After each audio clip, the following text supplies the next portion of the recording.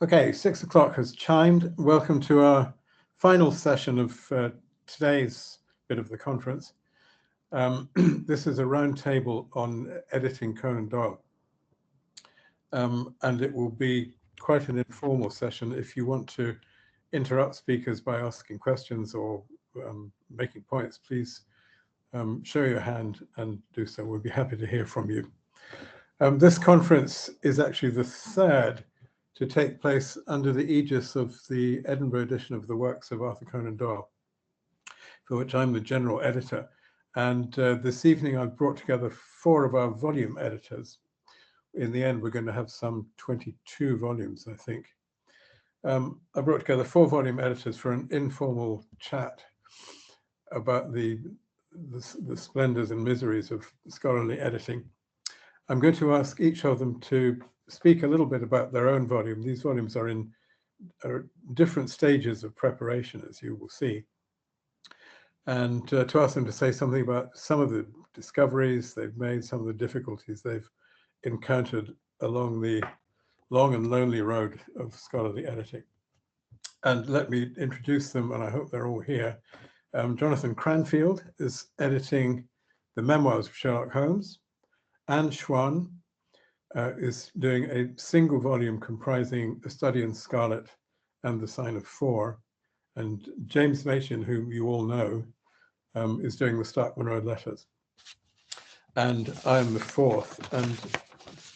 And I think what we'll do, if it's okay with the rest of you, I will start briefly and then go to Jonathan, then to Anne, then to James. So I've edited Conan Doyle's autobiography, Memories and Adventures, first published in 1924, a second edition published in 1930, actually a few weeks after his death. This volume is now out, which means, folks, it's available to buy. And if, as seems likely, you're not able to afford to buy a copy for yourself, please help us along by ordering it for any library near to you. When I've finished dealing with a book, I often feel slightly repelled by it, actually. So I don't want to speak very long about Memories and Adventures. It is a book I've come to admire very much in the course of editing it. But when you live with a book for a long time, it's always a relief when you can launch it on its way. I'm going to say something briefly about the text, something briefly about the different aspects of the book, something briefly about the explanatory notes, which are an important part of scholarly editing, and finally about the manuscript. So it's an autobiography. There are, as everyone knows, dozens of biographies of Conan Doyle, some of them very good. But an autobiography gives you a unique picture because it gives you a picture of the author as he or she sees himself or herself in the mirror. You can't get that from any other book. Biographies can give you a lot more of the facts, but they can't give you that unique perspective. Of course, an autobiography isn't just what the author sees in the mirror. It's also what they want you to see, how they want you to see and remember them. So it's this kind of selective mirror view. And there are 2 notorious omissions in Conan Doyle's story of his own life. First of all, he skirts round the alcoholism of his father, Charles Altamont Doyle, which was very severe and, as you know, ended up with his father being pretty much incarcerated in institutions for the last decades of his life. It's a very sad story. And while Conan Doyle speaks respectfully and even lovingly of his parent, he doesn't say what his problem was. He doesn't talk about his alcoholism. And of course, this is a time in which alcoholism was regarded really as a kind of insanity. something to be ashamed of, to be guilty about. And it came with a moral stigma, which from which Conan Doyle himself was not immune, I don't think. So it's rather sad that Charles's illness and his latter years are simply expunged from the story. The other thing that isn't there is the whole question of the relation of Brian Charles Waller to Conan Doyle's family, and particularly to Conan Doyle's mother, which is a very interesting but remains a very mysterious one, I think. And Waller is not even named in the autobiography. He's kind of, if you dig for him, you can see there's a moment in which Conan Doyle says, well, my mother took lodgers, which turned out to be a disastrous decision. And of course, the lodger in question was Waller. But he doesn't say anything more than that. Biographers can do a lot of digging for something like that and find out quite a lot. But Conan Doyle just didn't want to mention it. So the absence of these themes in his story tells us how problematic and painful they were for him. The text itself, the structure is quite interesting because the architecture of a book gives you a sense of the architecture of the man's life as he saw it himself. Memories and Adventures, it's an autobiography, but it's far from being a confessional one. There's an amusing moment in the story of Memories and Adventures when he's coming back from his expedition up the Nile with Kitchener's army, which he's very proud of. He gets on a slow boat at Wadi Halfa, I think, and trundles down the Nile hundreds of miles. He's got nothing to eat except a case of tinned apricots, and nothing to read except the Confessions of Jean-Jacques Rousseau. And he says by the time he reached Cairo, he didn't want to see an apricot ever again the rest of his life, nor was he ever going to read another page by Rousseau.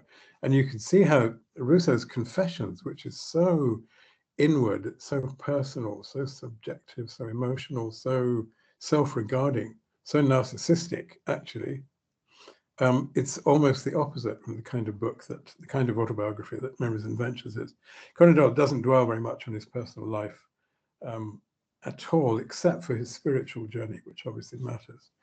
Usually when we see him in public.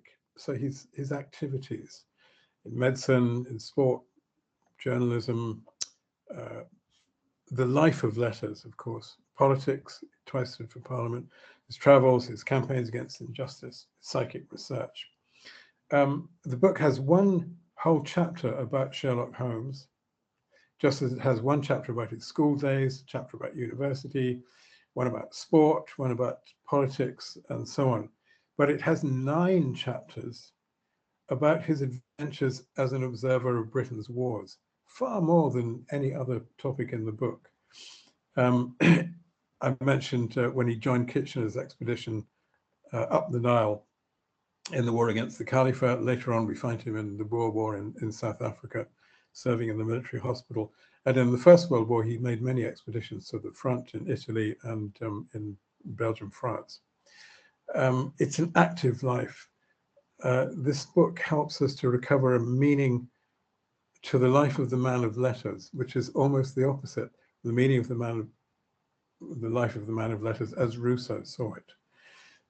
Conan Doyle presents himself as a public man, a national man, engaged with every aspect of his society.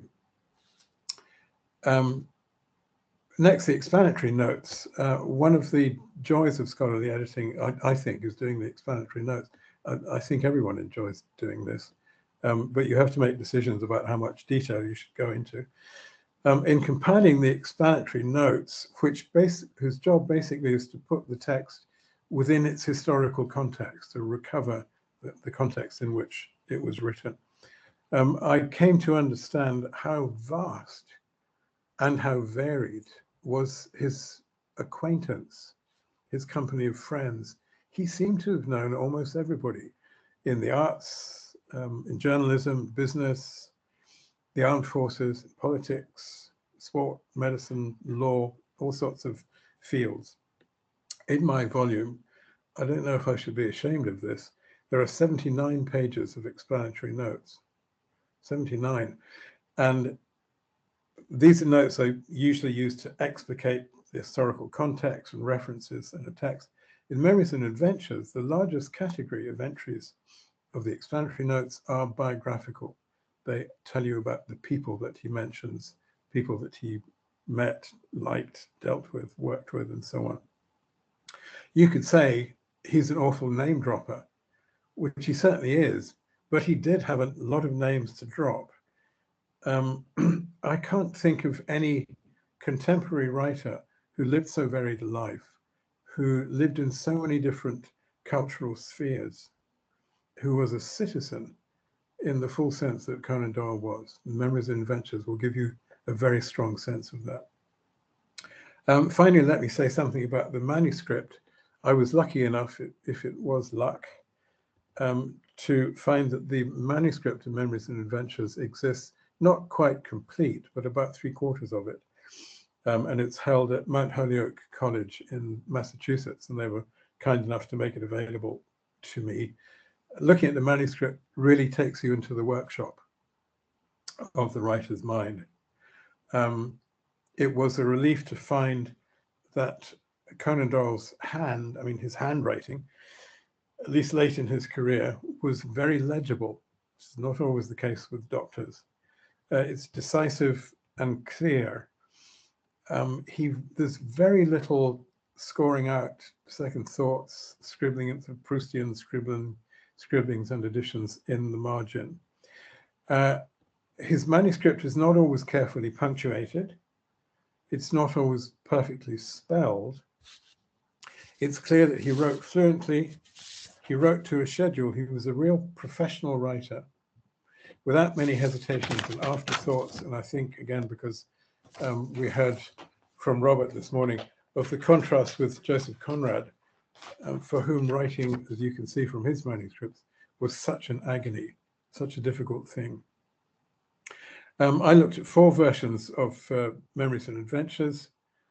Most of the variations that I found between them are due to the imposition of house style by periodicals like The Strand or by the book publisher. Generally speaking, Conan Doyle seems to have been happy to accept the style imposed on his writing by his editors. And this reminds us, this will be my last point, that like any book, Memories and Adventures is what we call a social text. It's not just the product of one person holding a pen. It's determined by a host of other people and other factors. Editors contribute to it, copy editors, secretaries and typists, page setters, as well as a more mysterious set of determinants like the literary tradition, the tradition of autobiography, for example, things like the market, public taste, and so on.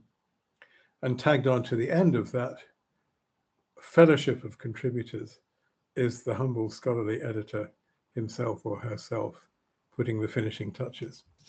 So that's Memories and Adventures. I'm going to turn over now to Jonathan, if you would, Jonathan, and just... Yeah, sure. Can you hear me okay? Good stuff. Thanks, Douglas. So, as Douglas mentioned, my job was to edit the memoirs of Sherlock Holmes, which I think was, amongst all the possible gigs in the series, probably one of the easiest it transpired. So I should probably thank him for that, although it still did take me about 5 years and still going, although hopefully the book will be ready soon after Christmas and then available relatively soon thereafter. But I just wanted to reflect a little bit at the beginning about what made it kind of one of the easier gigs on the Edinburgh edition's roster.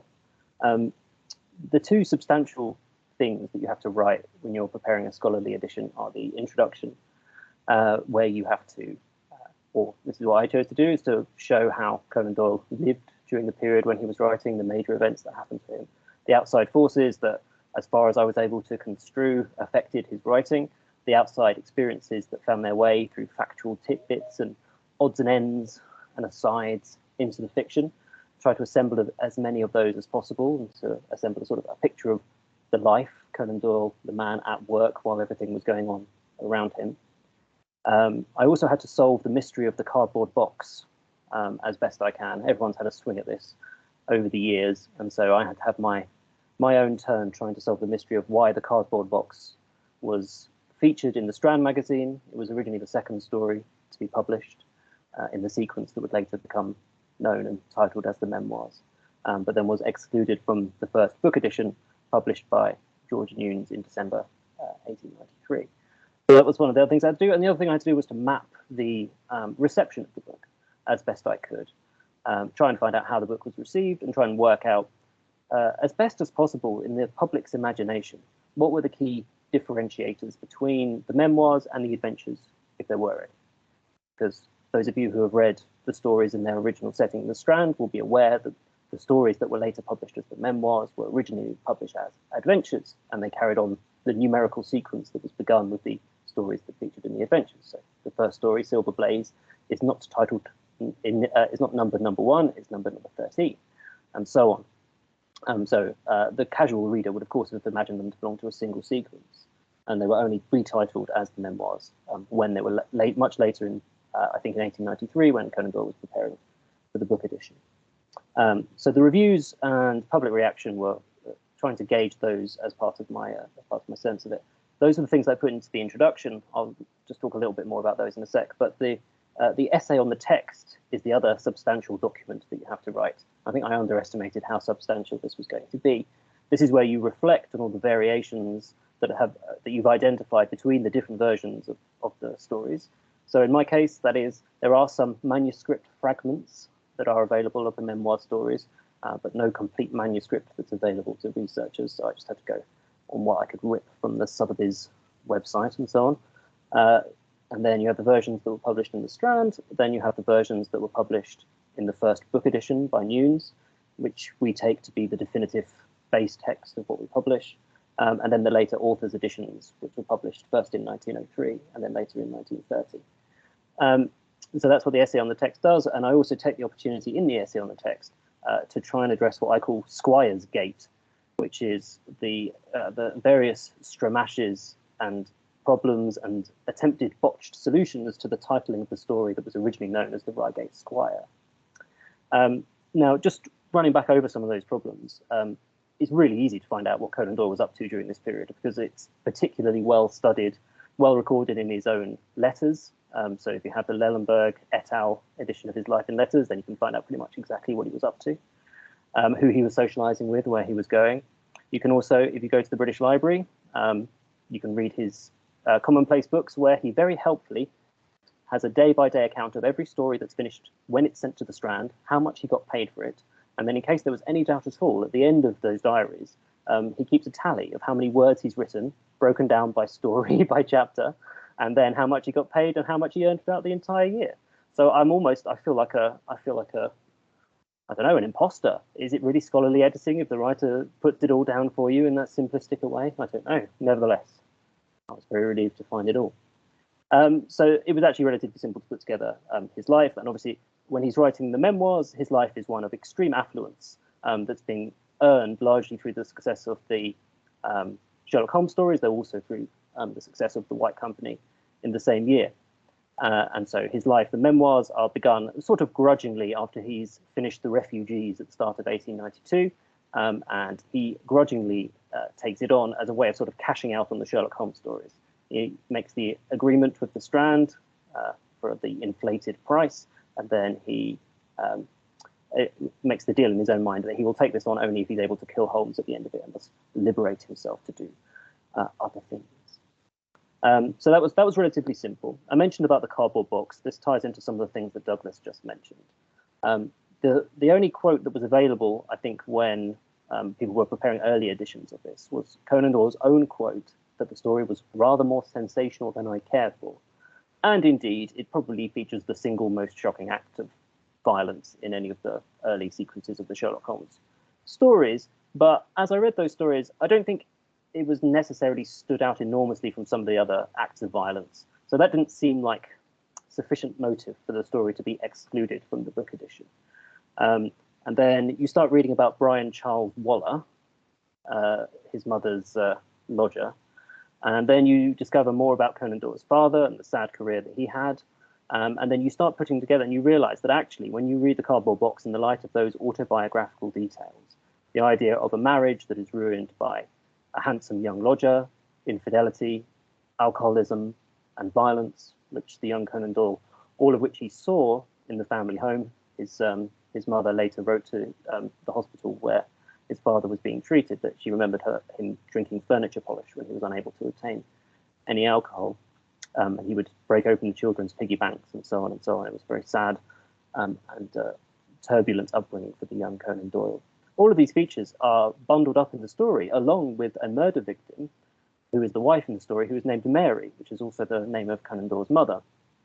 And so on reflection, the best guess that I could come up with was that either Conan Doyle became suddenly aware that he had made, perhaps accidentally, perhaps half by design, half unconsciously, put all of these different elements of the story together in a way that might make them identifiable.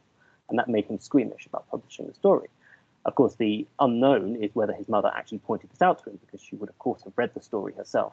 And so it is possible that the only person in his life who could have had the power to suppress the story was his mother, not his wife, definitely not. So that was the best I could do. And then obviously there was a letter of his, a postcard rather, that came up at auction in the early 2000s, where he elaborated on this and said that the story had a quote, certain sex element that he found displeasing.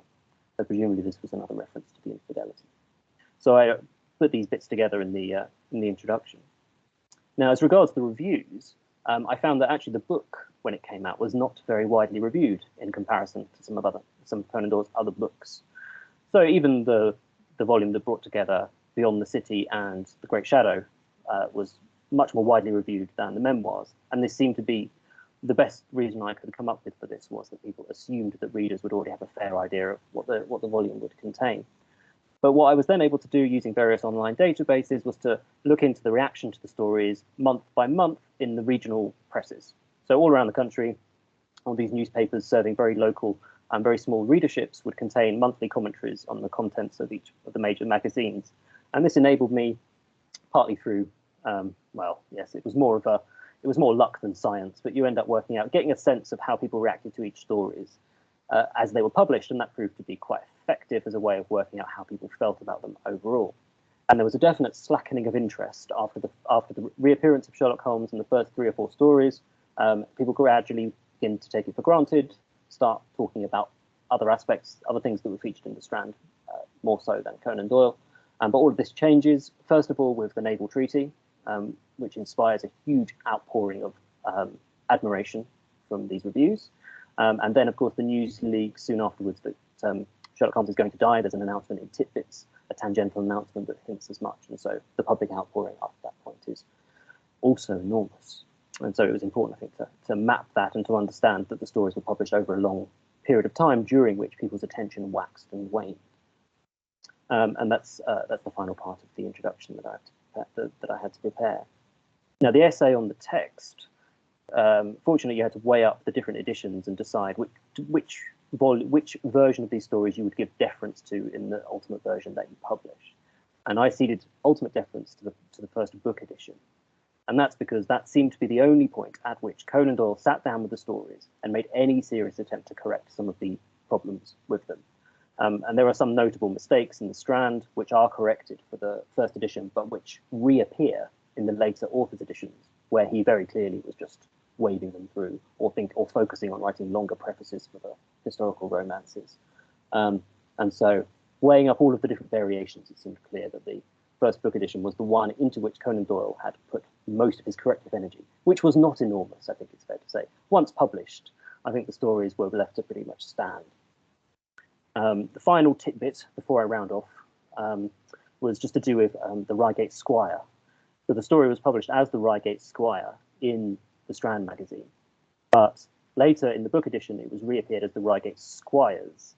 Now, it's my impression that Conan Doyle changed the title because that story, of course, has the Cunninghams, who are the 2 villains who have offed their servant with a view to preserving their land as part of a land dispute with their nearby neighbour.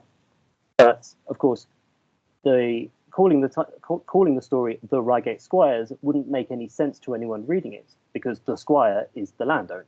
And so by definition, you can't have 2 squires who are father and son, because the son would only become a quote-unquote squire after he inherits the land. And so in trying to fix one problem, Conan Doyle raised a whole snake pit of other potential problems, all of which was only, so this ended up with me going back through as many Victorian novels as I could find from the similar period where squires were treated, and to discover if anyone ever referred to a father and son as the squires. And it turns out no. So my definitive answer was Elizabeth Gaskell's Wives and Daughters, where it turns out you have the squire and the young squire who will ultimately inherit the land. And these are the kind of, I think, maybe to outsiders, fantastically tedious points of interest, but which, as a scholarly editor, you derive a kind of abstruse satisfaction from working through, just from ironing out all the little kinks that popped up along the way. Thanks, Jonathan. These things are life and death to us, not to anyone else. Okay. Anne, if you please. Yes, thank you, Douglas, and thanks for the invitation. So I thought I would start by saying that I feel becoming involved in this process has really given me a new appreciation for the labor involved in scholarly editing. As somebody who hadn't done that kind of editing before, it's really been very eye-opening, I must say. It feels like a very time-consuming process. Many steps and layers are involved, and it was very reassuring to hear from Jonathan say that, yeah, 5 years into the process and still going, and also that you felt you had underestimated how long some of the tasks would take. That very much resonates with me as well. It's also very useful and necessary at various stages to have support and assistance. James has been very helpful to me. He did some great work preparing some of the text versions that I will later use for collation over the summer. So thanks again to James. So that's just a sort of broad reflection. So as Douglas was saying at the beginning, I've been tasked with editing Study in Scarlet and Sign of Four. So Study in Scarlet, first published in 1887, Sign of Four in 1890, and they will both come out in one volume, which I must say, you know, I've had moments where I was sort of slightly regretting that, because it does feel like taking on two projects almost that could perhaps be standalone projects as well. But nevertheless, there are lots of good reasons why they should be combined in one volume. Obviously, they are the two first Sherlock Holmes novellas or novels, and also considering the text's American and imperial contexts, they make for an interesting pairing, and they remain of particular interest at this moment in time, when the study of crime and detective fiction is also increasingly approached through a global perspective. And looking at the conference program, I think that global perspective and an interest in imperial context is very clearly also reflected in what people are talking about over these 2 days.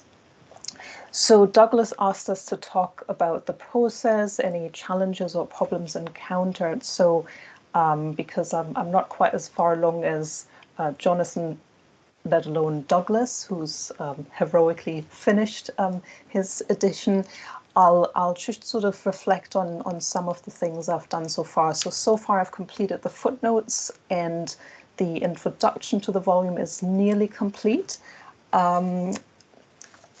alongside sections on the genesis of the texts, publication history, early reception. There's also quite a long section on literary, socio-historical and critical contexts, and the themes I've chosen for those mirror the tale's thematic interests, as well as the areas that have been the focus of recent scholarly assessment: class, power and knowledge in the urban context, policing, science and technology, race and empire, Mormonism in relation to study in Scarlet, of course, and also gender and sexuality. One of the sort of underlying challenges I think that I've been grappling with is that unlike some of the other texts in the Conan Doyle edition overall, these are obviously very well-known texts, and in many ways it feels like everything has been said about them. So there's almost a need to kind of unlearn or perhaps put some of that to one side and to try and look at them afresh. And secondly, also because my own research to date has primarily focused on women, crime and imprisonment in the 19th century context, but also beyond, I sort of feel that I'm coming to this with some personal ambivalences about the text politics as well. So there are some sort of personal political challenges that are sort of useful to keep in mind. Douglas earlier talked about feeling repelled after finishing a book project like that. For those moments where you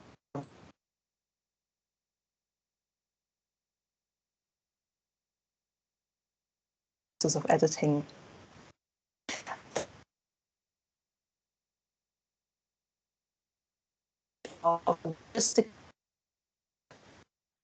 As part of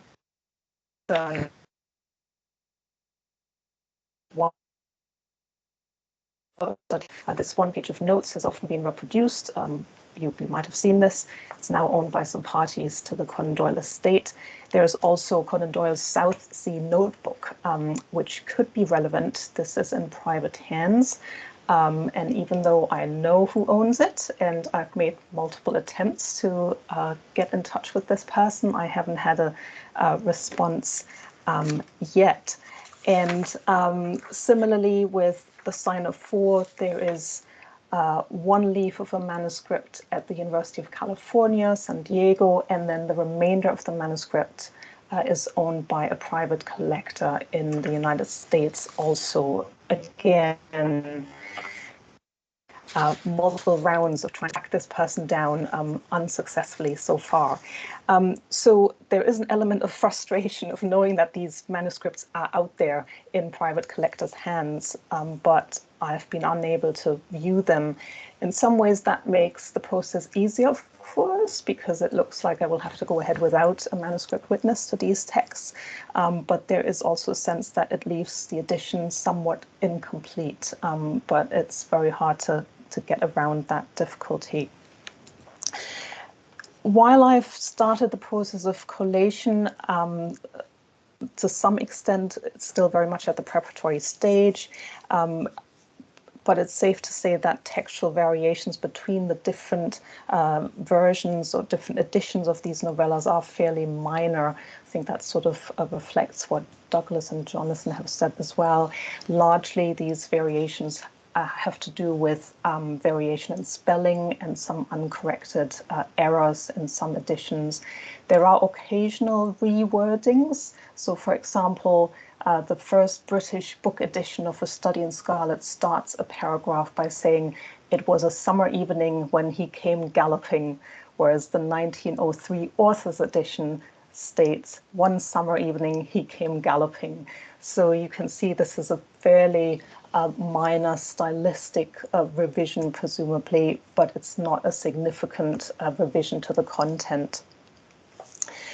One other thing I thought I would share is the choice of illustrations for the edition that I will go with, in particular in relation to A Study in Scarlet. And interestingly, both Douglas and Jonathan have already talked about Conan Doyle's father, Charles Conan Doyle.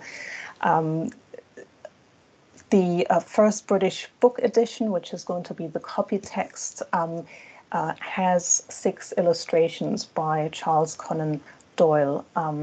And these are less well known, and usually the first response when I've mentioned this to people or shown them to people was, oh, they're not very good.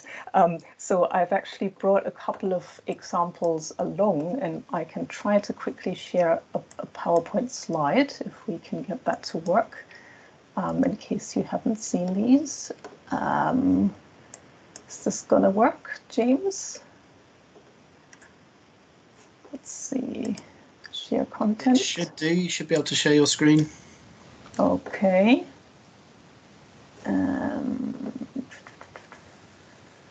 Screen, let's do that. Screen share, that's it. Yeah. There you go. Well, not getting a sort of close-up of the slides, but yeah, now we are. Yeah. Okay. So yeah, these are just a couple of examples from these 6 illustrations by Charles Conan Doyle. The one on the left showing the crime scene, and then the one on the right is the scene where the street children come to visit to get instructions from Conan Doyle. So I'll stop sharing that if I can. Yep. There we go. Finding the right button. So Stash Tower calls these illustrations strangely tranquil and uninteresting. And yet, you know, I feel there is something quite fascinating in the fact that Arthur Conan Doyle clearly did choose or did want these to be included there. I think it tells us something about his relationship with his father. I'm not entirely sure what it does tell us. And from what I've gathered, it's not exactly known how exactly this came about. We do, however, have some writings in letters by Arthur Conan Doyle where he's sort of talking about his frustration at his inability to get a decent sum of money for these illustrations because Ward, Lock and Company, they paid a pittance in the end, I think something like £5, whereas usually Charles Conan Doyle would have been used to get £5 per page. So that's quite interesting. So we'll be reproducing these illustrations alongside the more iconic ones of Holmes by D.H. Friston, which had been published in the original publication in Beeton's Christmas Annual. So the original ones will go on the appendix, but the ones by Charles Conan Doyle will stand as part of the copy text, which is the first British book edition. So that's really all I wanted to say. As you can see, I'm still sort of right in the middle of things. There have also been some quite big gaps between the different steps involved, which can be quite challenging in itself, but perhaps an inevitable process, a part of this process of scholarly editing. I'm very much looking forward to the collation and the kinds of quirks it might produce. So hopefully more on that some other time. Thank you. Thanks a lot, Anne. When Anne says she didn't know what she was getting herself in for when she agreed to do this volume, I expect this is true of every one of my editors. And I have to say it was also true of me. So I can only apologize. Let's move straight on to James, please. James, who's editing. Hi, can you hear me okay? Yeah, I'm editing the Stark Munro letters, which I think we can all agree isn't a prestige volume in the new edition. And I was being new to this whole process, like others here. I was very pleased about that. It takes a bit of pressure off that I'm not doing a Holmes or a Challenger novel. And when I first met Douglas to discuss taking this on, which I came to it via Roger Luckhurst, who's doing Round the Red Lamp, and the idea is that Round the Red Lamp and the Stark Munro letters, being both medical fiction, are kind of working in tandem a little bit. And I met Douglas to discuss this outside the British Library, and he said that lucky for me, he didn't think that there was a manuscript of the Stark Munro letters. And I didn't know, and presumably he didn't know at the time we were sitting about 100 yards from the manuscript of the Stark Munro letters, which is in the British Library archive. And as Anne said, the amount of work that is involved in this is incredible, and I don't think you can be sort of forewarned about it. But having the manuscript there meant, in effect, I have to prepare two texts, two versions of the same text, one based on the manuscript, one based on the first edition. And with the Stark-Munro letters, there's also the Idler. It was serialized in the Idler, just ahead of the first UK edition and American edition, which were published at the same time. And then the 1903 authors edition. But I managed to secure a bit of money to outsource the translation of the manuscript into text. I got about a third of a way through it and was absolutely overjoyed to be able to pass that on to somebody else who did an amazing job with it. But then all that work, which is hours and hours and hours of careful work, was essentially to produce the emendations list where you track the changes across the different texts, and they're very minimal. Yeah, it's not the most rewarding aspect of the job, but it did produce a few interesting differences in terms of the first edition was more euphemistic about at 2 or 3 points. It used slightly less gruesome language about some. There's a scene in which Cullingworth is frying liver as part of some medical experiment, and the language is slightly more euphemistic in the first UK edition. So yeah, a few interesting things it throws up, but yeah, huge amount of work to get to that stage. But you have to be thorough. You have much more thorough, as has been said already, and sort of reverential than I think Conan Doyle ever was about his own writing. Another advantage of doing a less prestige novel is that I could pick up a first edition for not much money. I think it's 20 quid or something, which you probably wouldn't be able to do with Holmes' first editions. So that was very useful. And it's also very useful having a physical first edition, because there are various ways of preparing the base text of this edition. You can transcribe it, you can just literally copy it, or you can use one of the digital versions and then try and edit it to make it fit to the first edition. And of course there's lots of room to introduce errors using any of those strategies. So that's, I think, the big sort of, I don't know if emotional is too hyperbolic, but my fear is waking up screaming in the night because of an error I've introduced into the text, and there's every possibility at lots of stages to do that. So that's something that you've got to be vigilant about every step of the way. I'm at the end of the process. I sort of got the base text prepared. I'm basically trying to get my introduction sorted out, and then I'm basically there with the whole thing. But I've sort of stalled. I've fallen slightly at the last hurdle on the introduction for various reasons, but I'm hoping to get that finished soon. I'll say a little bit about the text itself, which sort of one of the, I've been hopefully not too negative about the process so far, but I've talked about the labour involved.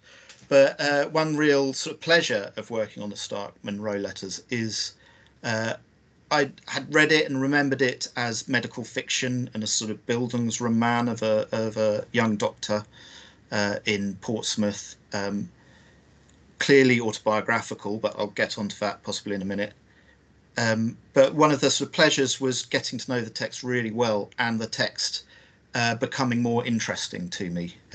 Familiarity not breeding contempt, which is pretty good, I think, for a novel that's often overlooked and ignored, basically. And I changed my mind about it because I don't think it now is really, I don't think a medical Bildungsroman is really what it's about. It's actually more a kind of spiritual or philosophical Bildungsroman, because it's full of these disquisitions. And there's a quote I found from Conan Doyle, who I think this is from a letter and he described it as modern. When he was, I think he'd just finished the first draft, he described it as modern, realistic, or meant to be so, and life as I see it, but I may see it all wrong, which is sort of typically Conan Doylean sort of modesty, but also honesty, I think. It's full of these disquisitions on religion and philosophy, and what I came to be convinced of is that it's actually Conan Doyle, telling us how he cleared the table to prepare for his, embracing spiritualism, basically. And although he doesn't mention spiritualism directly, or maybe he does at one or two moments, when I started understanding that is what the novel is about, I started to see more and more allusions to. He drops several hints all the way through, frequent hints all the way through. And at points mentions things like the sixth sense being the next step of human and religious evolution, and a new rational religion on the horizon, which is going to unify all world religions. So it's got this real sort of it's freighted with spiritualism, but spiritualism, it never actually appears on the surface, but it's there. So I found that very interesting. And another thing I wanted to mention about it is, because it's been mentioned a couple of times by Douglas and Jonathan, it's very interesting, its attitude to alcohol and alcoholism. And again, you can't help but see Conan Doyle's father in that. And it's full of contradictions. There's at least two, I think there's three alcoholic characters in the novel, most notably a guy called Captain Whitehall, and the doctor, the protagonist, the author of the letters, is incredibly sensitive and takes huge amounts of pains to basically save face for Captain Whitehall and protect him from social stigma and shame for his terrible alcoholism. And you obviously can't help reading biographical information into that about how Arthur Conan Doyle and his family might have dealt with their father and tried to shield their father perhaps from social shame and stigma. But it also contains a poem which basically argues that alcoholism is the way of weeding out, weakness from the human gene pool. It's God's hand working in a sort of mysterious way by basically, if you become an alcoholic, then you don't, you're less likely to reproduce, and therefore, that's God's way of making sure you don't do that. So there are interesting contradictions there as well. And I think I will leave it there. Thanks a lot, James. If anyone has any questions to put to these editors, now's your chance, so raise your hand. I see Sheldon Goldfarber's up. Go ahead, please, Sheldon.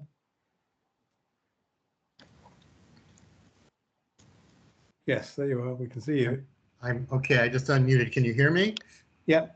Go ahead. Okay. Well, I found this a fascinating talk because I have a background as a textual scholarly editor too, although not on Conan Doyle, on Thackeray. That's how I started my career.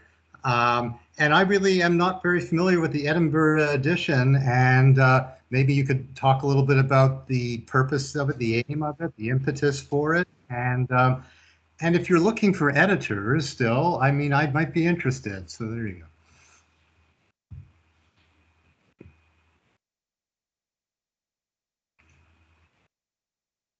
I can't hear Douglas.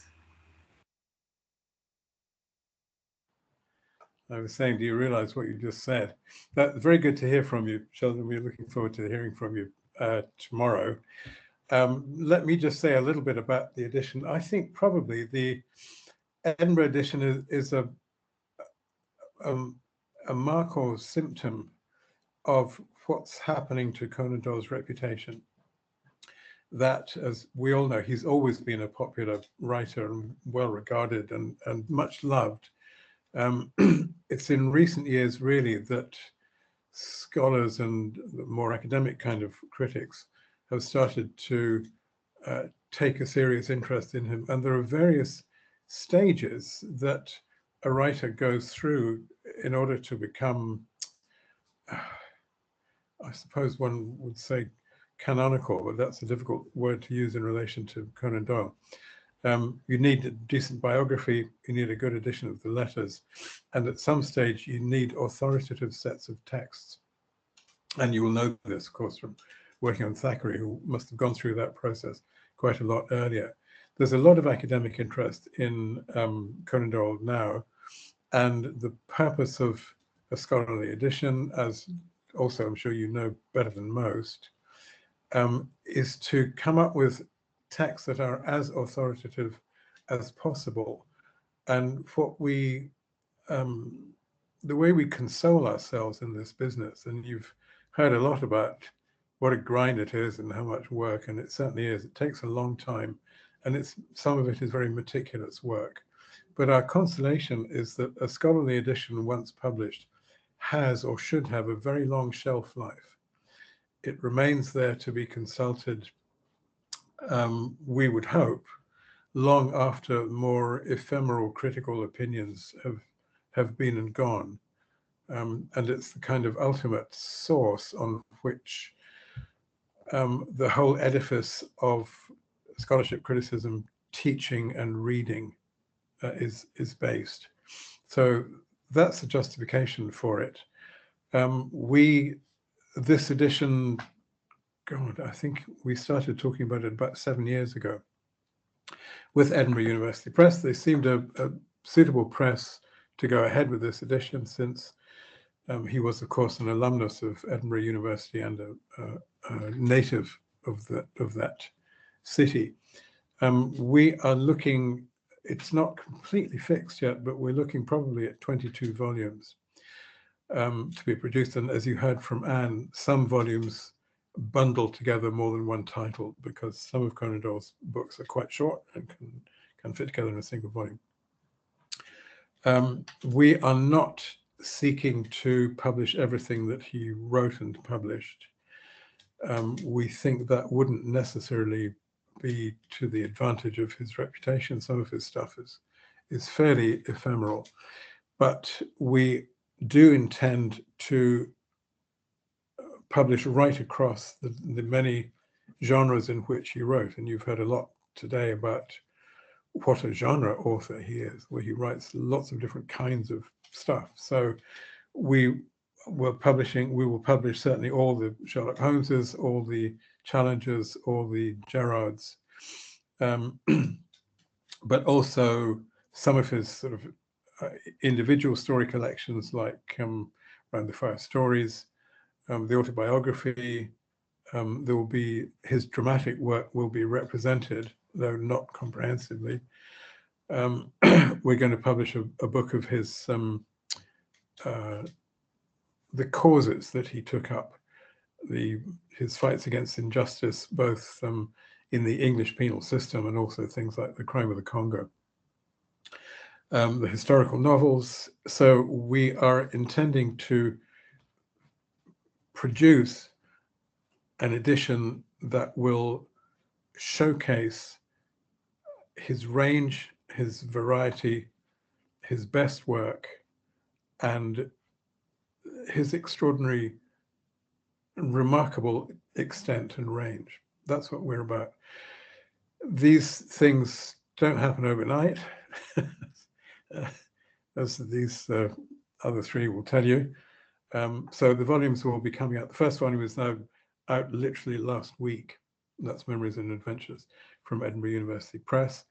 We are hoping, with any luck, another 2 volumes may be out next year, and probably a couple more the year after that. So they will come in a stream thereafter, as long as we maintain our health, our sanity, and our funding, which is an issue for editions like this. So that's what it's all about, Sheldon, and I will certainly make a note of your kind offer, and I will get back to you about the possibility of other volumes. Many of the volumes are already assigned and people are working on them, but there are, I think, probably 7 7 or 8 volumes are not yet assigned, so we are interested in looking for editors. So Sheldon, I'll be talking to you about that over Christmas. There's been a question in the chat about the memoirs, Douglas. Did you want me to pick that up? Hang on, let me have a look.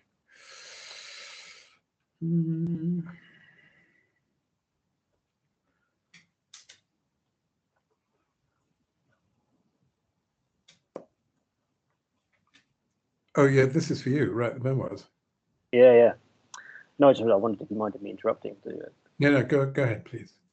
Yes, I don't know if anyone can see the chat, but Edith has asked, how do you know that the changes that were incorporated into the book volume of the memoirs were originated with Conan Doyle himself? And I suppose the real answer is I don't. That's the short answer. But we do know that we've got some fragments of correspondence between Herbert Greener Smith at the Strand and Conan Doyle about the volume, about its preparation, and we know that he was sent proofs. There are some relatively minor changes that are made. There are some. I think the biggest actual mistake is in the Reigate Squire / Reigate Squires, where there are some some sentences with very, very poor grammar, which are fixed and the nouns are moved around. So I suppose it is conceivable that it was done by a typesetter. But it's interesting, just from my point of view, just watching them over time, that they reappear in the later volumes, the later versions. And so it seemed that there was an eye on the first book edition, an editorial eye that wasn't there in the subsequent ones. And for all Conan Doyle's protestations about his author's editions, he really didn't seem that fussed about returning particularly to the Sherlock Holmes stories in any serious way. So I suppose, I don't have any direct evidence that he specifically did them, but we know he was sent proofs. We know he was thinking about changing them. We know he retitled certain stories, specifically decided not to include the cardboard box, and so there are evidence of his imprimatur in other aspects of the volume, and so that's as close as I can get. Thanks, Jonathan. There are another couple of things in the chat. There's an observation rather than a question from Maria about alcoholism, and I just want to say I entirely agree with you. It is a recurrent theme. It's obviously a very sensitive one, but the poem in Stark Munro Letters that James was talking about is a really extraordinary thing, and I would recommend anyone to look at it. It is an astonishing theory of alcoholism and its sort of evolutionary function. I've got another couple. Elise, hello.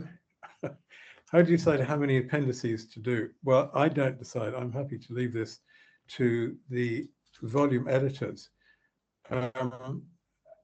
In Memories and Adventures, I only had one appendix, which was the new final chapter that he composed for the revised edition that appeared in 1930. I had to decide which ending to put because he wrote 2 endings to the book. I stuck with the original 1924 ending, but I included the new 1930 ending chapter because it obviously needed to be there. For other editions, I mean, you can ask the other guys. As you know, a volume like Darryl Jones's, for example, in which he's doing the Green Flag, Stories of War and Sport. He is including a number of other sort of imperial military texts, short journalistic pieces and so on, in order, and I think it's a very good idea, to make that volume not just an edition of a particular book of Conan Doyle's, but a kind of research resource for the theme. And James and Roger Luckhurst, with their medical volumes, are also planning to include a number of non-fictional medical works to illustrate into background the fictional things that they're doing. So basically, it's up to you. Okay, I've got one more question. Is it known what prompted Doyle to remove George Tenenbaum Budd's name between the serial and book versions of Memories and Adventures? No, it isn't. And one of the changes that I've made in my edition is I have restored Bud's name to the text, because it was there in the it's there in the manuscript and it's there in the serial, and I think there's no harm, since Conan Doyle put it there first, there's no harm in restoring it. I suppose there must have been the possibility of sensitivities, though Bud was certainly dead by the time Memories and Ventures appeared. I can't say any more than that. I haven't seen discussion of it, but I suppose he's just being rather careful. I'm sorry to talk so much. And anything else? Any other questions? I think we're done. It's 1900. I want to take this opportunity to say an enormous thank you to all my editors, particularly the 3 who've taken part in the discussion today, but we've got about a dozen other editors out there. Some of them you've already seen, actually. Elise Bulfin is one, Simon James, who introduced an earlier panel, Christine Ferguson is doing a spiritualist volume. They are a fantastic team, and even though they didn't realize what they were getting into, I hope that they will persevere and continue and look forward to the enormous satisfaction of producing a volume to the benefit of all mankind. And on that note, I think we will stop for today. It's been a long afternoon and evening. Thank you so much for joining us. Have a good rest, and we will be back tomorrow starting at 1 o'clock. 1 o'clock, please, for our next session tomorrow. See you then. Bye.